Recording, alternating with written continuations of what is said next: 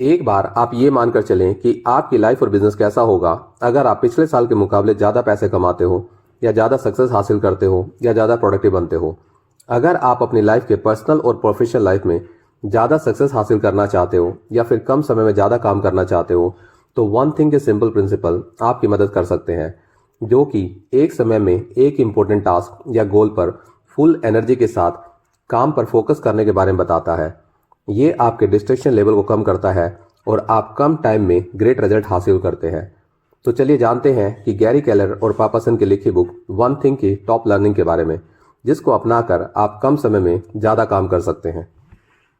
Domino effect. Gary Keller domino effect को समझाते हुए बताते हैं कि जैसे एक स्मॉल डोमिनो में इतनी पावर होती है कि वो अपने से डबल डोमिनो गिरा सकता है, तो हमारे जीवन में डोमिनो इफेक्ट का इंपॉर्टेंस ये है कि जब भी हम अपनी किसी आदत या बिहेवियर को चेंज करते हैं तो एक चेन रिएक्शन स्टार्ट होता है और उससे रिलेटेड कई बिहेवियर और हैबिट भी चेंज हो जाती है।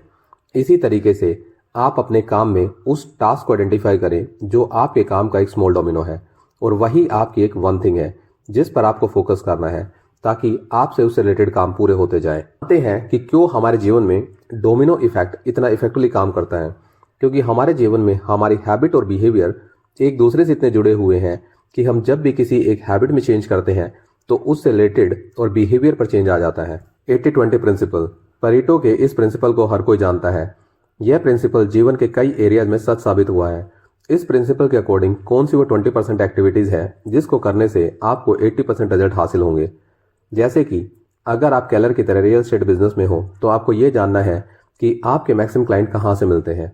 क्या वो किसी नेटवर्किंग इवेंट से मिलते हैं या फिर किसी सोशल मीडिया से मिलते हैं। एक बार जब आप ये आइडेंटिफाई कर लेते हैं तो आप उन एक्टिविटीज को स्टॉप कर सकते हैं जिससे आपके पास क्लाइंट नहीं आते, या सिर्फ उन्हीं 20% एक्टिविटीज पर फोकस करें जिससे आपके पास 80% क्लाइंटेज आती है। बिजनेस से भी ज्यादा ये प्रिंसिपल हमारी पर्सनल लाइफ में भी उतना ही काम करता है। आपको ये आइडेंटिफाई करने की जरूरत है कि कौन सी वो 20% एक्टिविटीज और रिलेशनशिप है जिस पर अगर आप अपना टाइम इन्वेस्ट करते हैं तो आपको 80% हैप्पीनेस आती है। यहाँ ये बात भी ध्यान रखने की जरूरत है कि ये एक एग्जैक्ट फिक्स रेशियो ना रख के आप इसको एक गाइडिंग फैक्टर के रूप में यूज करें।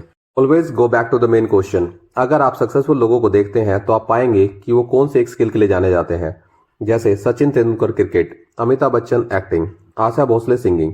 इन सब ने अपने एक स्किल पर फोकस किया और उसमें एक्सपर्टीज हासिल की। इसी तरीके से ये बुक आपको बताती है कि अपने आप से ये क्वेश्चन पूछते रहें कि कौन सी वो वन थिंग है जिसको करने से आपके आगे की राह आसान हो जाती है।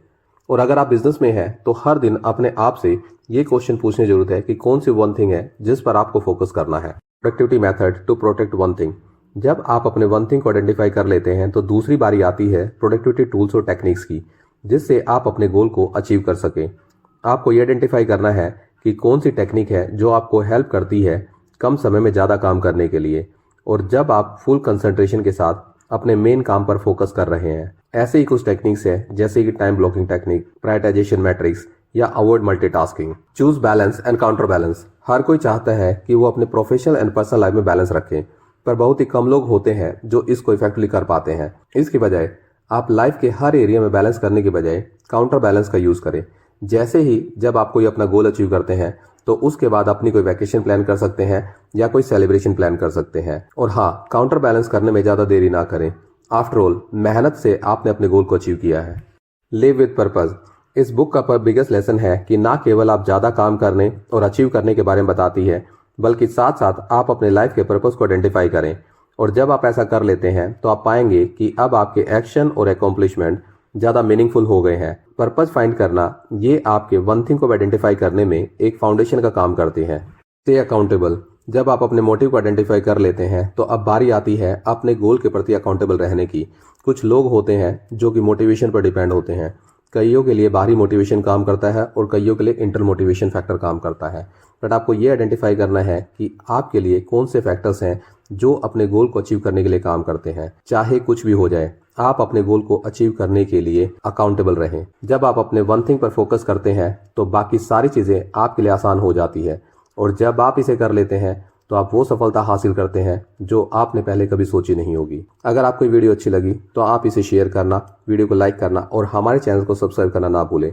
तो मिलते हैं फिर एक नई वीडियो के साथ। तब तक खुश रहिए और अपने जीवन में ऐसे ही आगे बढ़ते रहिए।